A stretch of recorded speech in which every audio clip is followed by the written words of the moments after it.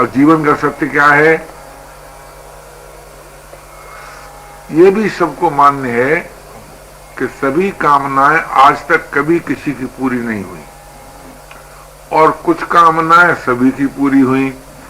इससे ये सिद्ध होता है कि कामना से कामना पूरी नहीं होती, किसी विधान से कामना पूरी होती। कामना पूर्ति का अर्थ क्या है? सुख का भोग। अपूर्ति का अर्थ क्या है? दुख का भोग। तो सुख दुख जो जीवन में दिखाई देता है कामना पूर्ति अपूर्ति के द्वारा, तो ये जो सुख दुख है ये साधन सामग्री है। साधन सामग्री को भोग सामग्री बना लेना ये हमारी अपनी भूल है।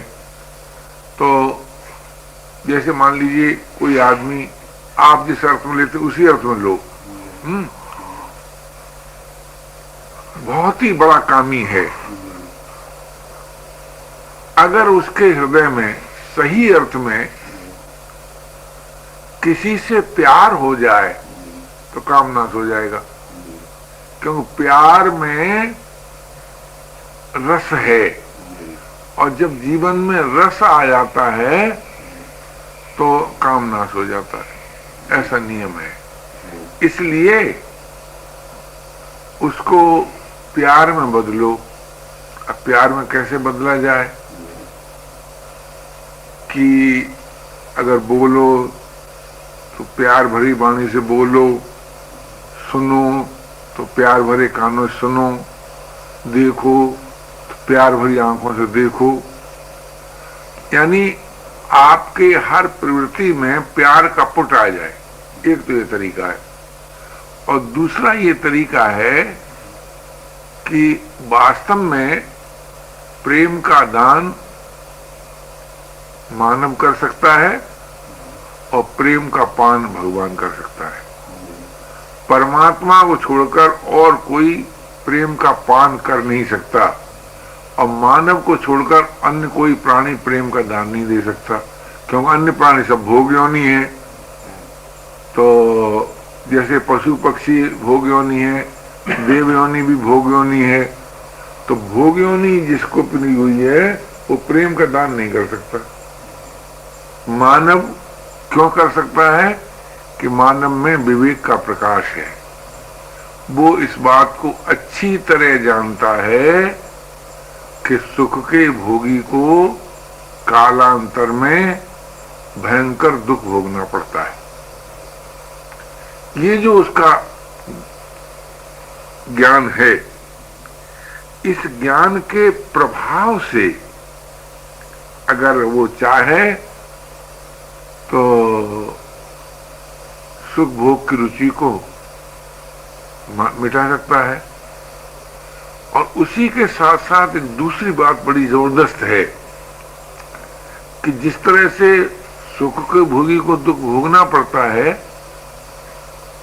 उसी प्रकार अगर कोई योगी है तो सुख भोग की रुचि से मुक्त हो जाता है। अब योगी कौन है, इस पर अगर विचार किया जाए तो ये मालूम होता है कि जिसे पराश्रय परिश्रम से रहित हर आश्रय और विश्राम के द्वारा जो जीवन है, वह जीवन जिसे पसंद है वो योगी है। योग का उपाय क्या है? हर आश्रय और विश्राम। बताओ, हर आश्रय में क्या हमारा पराधीन है क्या? विश्राम में कोई पराधीन है क्या? लेकिन जब तक हम हर आश्रय नहीं लेते, विश्राम नहीं प्राप्त करते, तब तक भाई योग की प्राप्ति नहीं होती। इसलिए पराश्रय और परिश्रम के द्वारा तो परसेवा करें। पराश्रय जब अपने पास हो ना, जैसे वस्तु का आश्रय, व्यक्ति योग्यता का आश्रय, सामर्थ्य का आश्रय, तो इसके द्वारा तो परसेवा करें। और अपने लिए हर आश्रय स्वीकार करें। हमें तो प्रभु के आश्रित रहना है और किसी का आश्रित नहीं रहना है, क्योंकि और कोई ऐसा है नहीं जो सदा सदा हमें अपना सके और हम जिसके साथ रह सकें। परमात्मा की मानने की जरूरत क्यों पड़ती है? केवल इसलिए पड़ती है कि सदा सदा रहने वाला कोई साथी नहीं मिलता संसार में, है कोई? जी नहीं। अच्छा, एक तो ये बात। दूसरी बात तो यह है कि विश्राम की आवश्यकता क्यों पड़ती है? ये दो बातें कहीं ना सामने। तो विश्राम की आवश्यकता इसलिए पड़ती है कि श्रम के द्वारा शक्ति का ह्रास होता है, शक्ति का संचय नहीं होता। जी, और शक्तिहीनता किसी को पसंद नहीं, इसलिए विश्राम की जरूरत है। तो जीवन में बड़ी मूल्यवान तत्व क्या है? हरे आश्रय और विश्राम। अब अगर आपको परमात्मा में आस्था न हो, जीवन के विज्ञान में आस्था न हो, क्योंकि विश्राम सिद्ध होता है विज्ञान से। क्यों? क्योंकि श्रम से शक्तिहीनता होती है, शक्ति प्राप्त तो होती नहीं, और विश्राम से शक्ति संचित होती है। ये विज्ञान है जीवन का। तो विज्ञान से ये बात सिद्ध है कि विश्राम बहुत आवश्यक है, और आस्था से ये बात सिद्ध है खरे आश्रय बहुत आवश्यक है। अगर आज का साधक हरे आश्रय और विश्राम को अपनाए तो बड़ी सुगमता पूर्वक जीवन की समस्याओं को हल कर सकता है, हरे आश्रय और विश्राम से। अब कोई कहे साहब हम तो ईश्वर में विश्वास ही नहीं होता। मान लो कोई ऐसा निकल आए, ऐसे भी लोग हो सकते हैं नहीं। तो जो ये कहे कि मुझको ईश्वर में विश्वास नहीं होता, तो उससे पूछना चाहिए कि तुमको अपने में विश्वास होता है कि नहीं?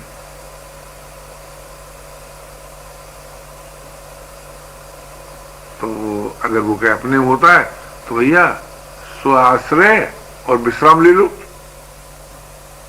अगर अपने में विश्वास करते हो तो स्वाश्रय ले लो, विश्राम ले लो। कोई कहे भाई हमको तो अपने का पता ही नहीं है, हमें तो अपने में विश्वास नहीं होता, हर में विश्वास नहीं होता। तो भैया तुमको कर्तव्य में विश्वास होता है कि नहीं? क्या तुम ये नहीं चाहते हो कि दूसरों के द्वारा तुम्हारे अधिकार सुरक्षित हों? क्या राय? जी, अगर कर्तव्य विश्वास होता है तो भाई तुम धर्म का आश्रय ले लो। कर्तव्य माने धर्म, धर्म माने कर्तव्य। तो धर्म के आश्रय से भी हमें योग की प्राप्ति होती है, और स्वयं के आश्रय से भी हमें योग की प्राप्ति होती है, और हर के आश्रय से भी हमें योग की प्राप्ति होती है। आप कहें कैसे? कि दूसरों के अधिकार की रक्षा करने से विद्यमान राग निवृत्त होता है, और अपने अधिकार के त्याग से निमित्त राग पैदा नहीं होता। राग रहित होने से योग की प्राप्ति होती है। तो धर्मात्मा होने पर भी हम योगवित हो सकते हैं। और बोले स्वाश्रय, स्वाश्रय का होता है मेरा कुछ, मुझे कुछ, मेरा कुछ नहीं है, मुझे कुछ नहीं चाहिए। अगर हम पराश्रय में तो मेरा है और मुझे कुछ चाहिए ना होता दो बात। जी, स्वाश्रय में मेरा कुछ नहीं है, मुझे कुछ नहीं चाहिए, तो इससे भी राग रहित होता है, मनुष्य योग की प्राप्ति होती है। और हर आश्रय से भी राग रहित होता है और योग की प्राप्ति होती है। कहने का तात्पर्य यह है कि योग की प्राप्ति हर भाई को, हर बहन को हो सकती है, उससे निराश होने की बिल्कुल आवश्यकता नहीं है। अगर आप इस बात को मान लें कि मुझे योग की प्राप्ति हो सकती है, तो योग की मांग सफल हो जाएगी कि नहीं? बोलो। हो जाएगी। उसकी प्राप्ति में संदेह नहीं होता, उसकी मांग सफल होती है। और जब योग की मांग सफल हो जाएगी तो भोग की रुचि नाश नहीं हो जाएगी क्या? देखो, योग की मांग है अग्नि, और भोग की रुचि है काष्ठ। तो जब अग्नि प्रज्वलित होती है तो काष्ठ भस्मीभूत हो जाता है कि नहीं? अच्छा, और जब काष्ठ भस्मीभूत हो जाता है तो अग्नि अपने आप बुझ जाती है कि नहीं जी। तो योग की मांग भोग की रुचि रूपी काष्ठ को भस्म करके स्वतः पूरी हो जाती है, अर्थात मिट जाती है। तो मांग पूरी हो गई और राग निवृत्त हो गया।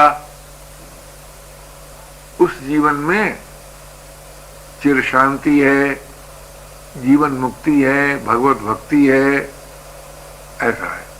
इसलिए हमें इस समस्या को अपने सामने रखकर सोचना चाहिए कि हमारे जीवन की सबसे बड़ी समस्या क्या है।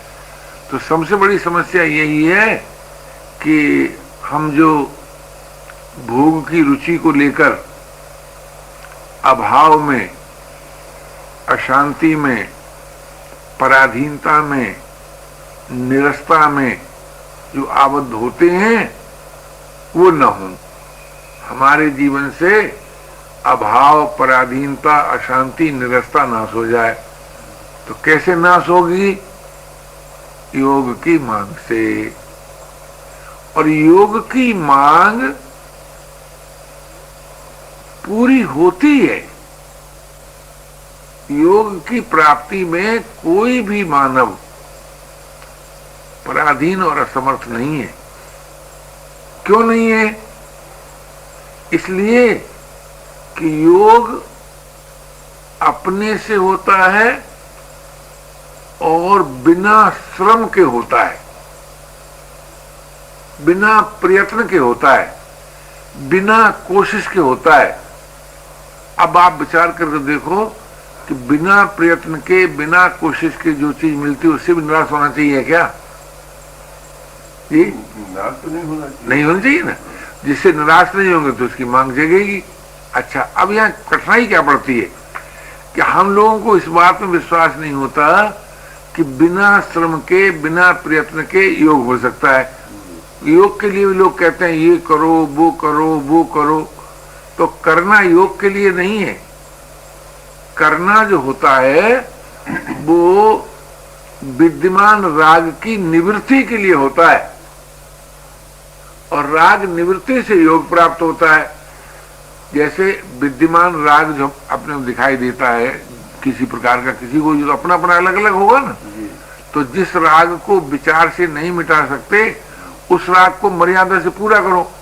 इसीलिए ब्रह्मचारी के बाद गृहस्थ का नंबर बताया गया कि भाई जब तुम योग्यता संपादन करके शारीरिक बौद्धिक विकास के द्वारा कुछ करने के लायक हुए और तुमने देखा कि हमारे मन में भोग की रुचि है जिसको हम विचार से नहीं मिटा सके या नहीं सकते हैं, तो एक मर्यादा बना दी कि भाई अमुक अमुक मर्यादा से इस भोग की रुचि को पूरा करो।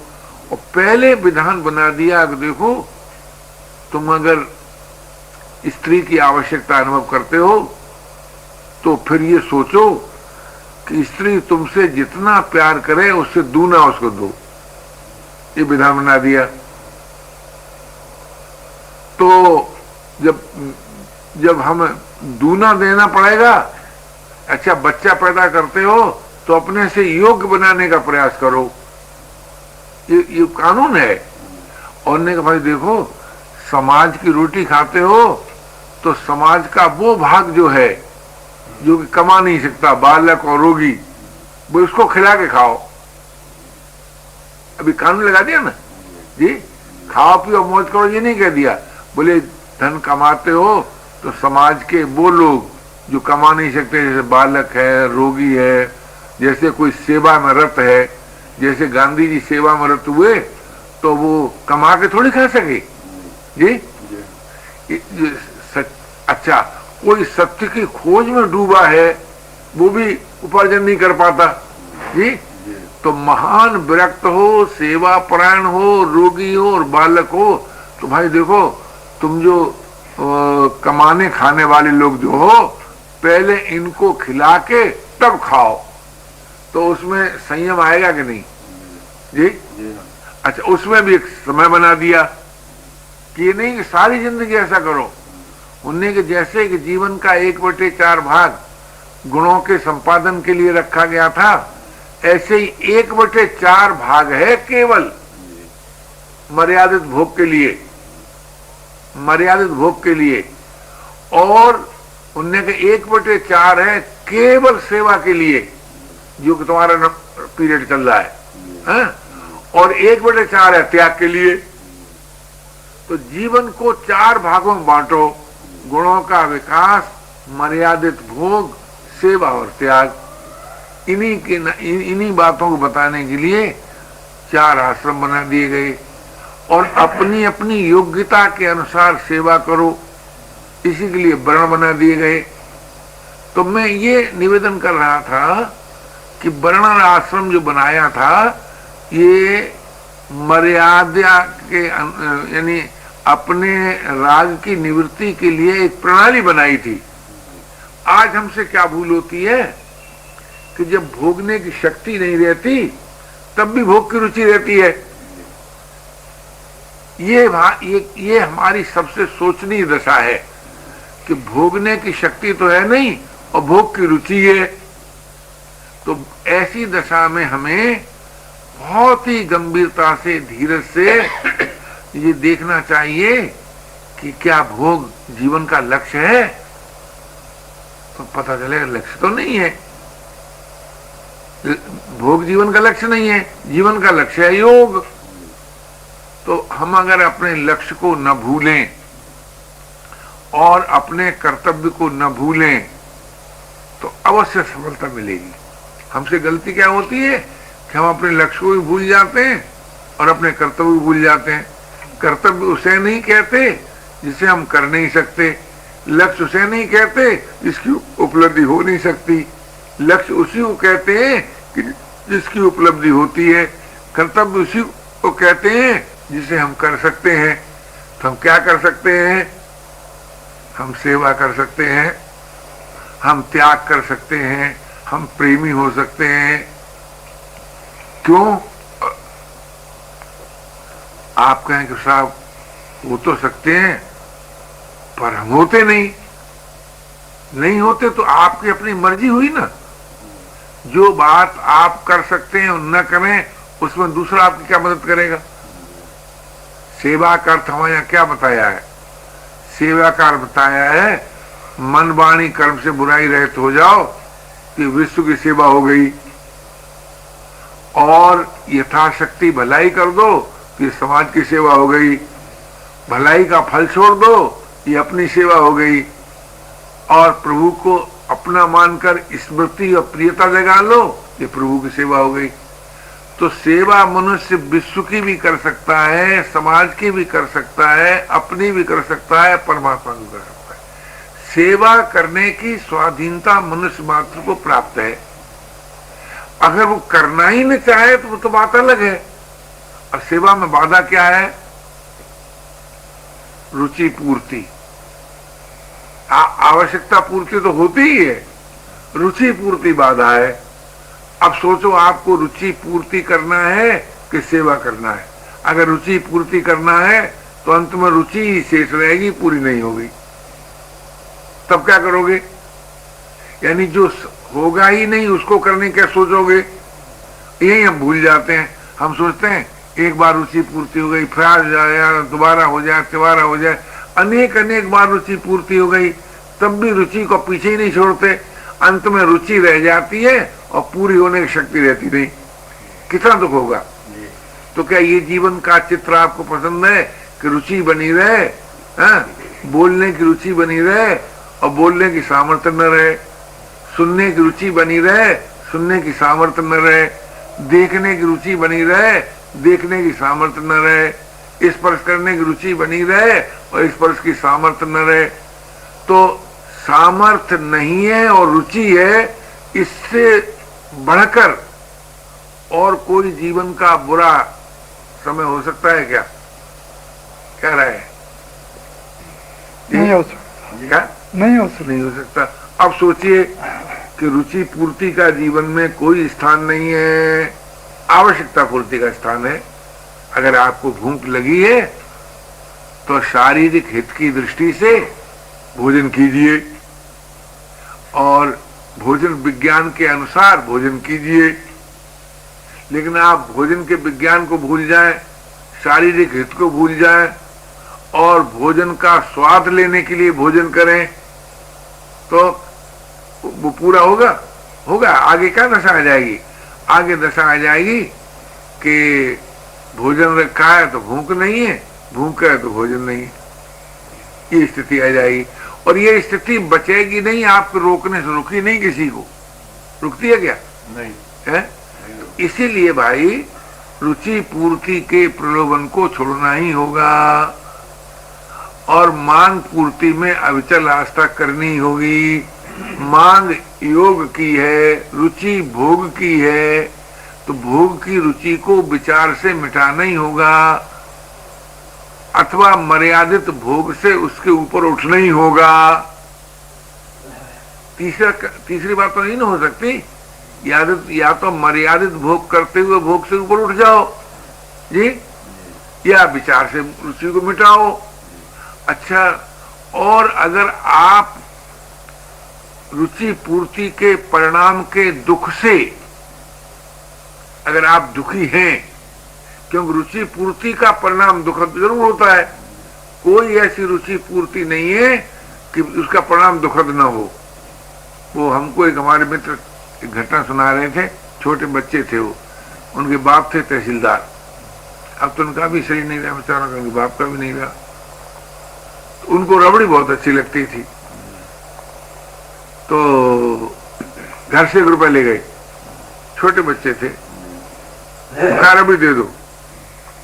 तो उस जमाने में 1 रुपए की 4 सेर 5 सेर रबड़ी आती है, 4 सेर तो आती ही थी इसी जमाने में, 2 सेर तो बहुत जमाने तक रही। तो थाल भर के रख के आंगन में रख के बैठे खाने लगे। तो खाते खाते खाते खाते उनको उल्टी आ गई। वो कहते थे उस दिन से आज तक हमको रबड़ी खाने को जी नहीं चाहता, ऐसा है। तो भोग से अरुचि तो होती है, ये प्राकृत नियम ये भी है कि भोग से अरुचि न हो तो ऐसा कभी होता ही नहीं। लेकिन उस अरुचि के प्रभाव को हम नहीं अपनाते और भोग का आरंभ काल जो सुखद होता है उस सुखद प्रतीति को पकड़ लेते हैं। रबड़ी खाई, बड़ा मजा आया। तो मैं यही आपसे निवेदन करना चाहता हूं कि रुचि पूर्ति जीवन का लक्ष्य नहीं है, मांग पूर्ति जीवन का लक्ष्य है। और रुचि का ही नाम काम है, काम का ही नाम रुचि है। यानी किसी वस्तु का आकर्षण है तो भी काम है, किसी व्यक्ति का आकर्षण है तो भी काम है, किसी परिस्थिति का आकर्षण है तो भी काम है, किसी अवस्था का आकर्षण तो भी काम का व्यापक अर्थ लेना चाहिए।